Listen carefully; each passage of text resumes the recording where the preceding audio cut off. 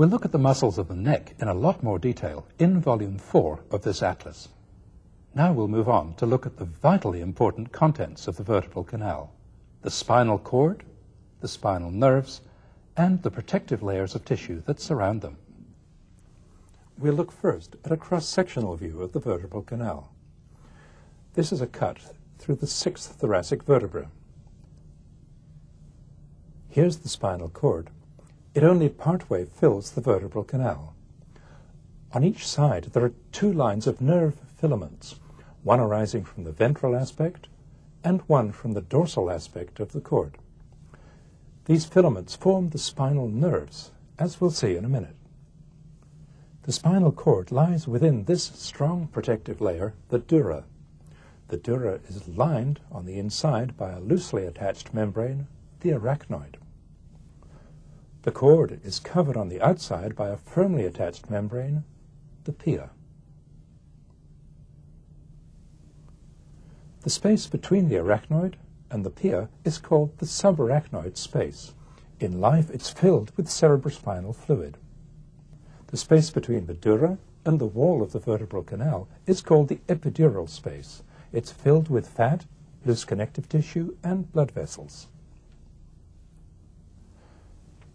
To see the contents of the vertebral canal from end to end, we'll take a look from behind at a dissection in which all the laminae have been divided along these lines and removed. Here's the sacrum. Here's the base of the skull. The tissues that occupy the epidural space have been removed to give us a clear look at the dura. This is the dura. The sleeve of dura is called the dural sac. It's open at the top end and closed at the bottom.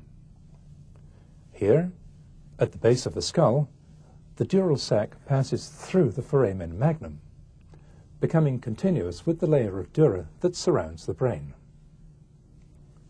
At the bottom end, within the vertebral canal of the sacrum, the dural sac tapers down to a point at the level of the 2nd sacral segment. To look at the spinal cord, we'll divide the dura in the midline and lay it aside. Here's the spinal cord.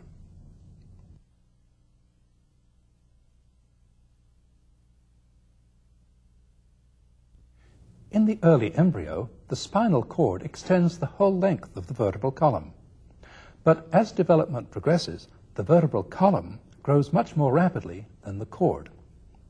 The cord ends up filling only the upper 2/3 of the vertebral canal.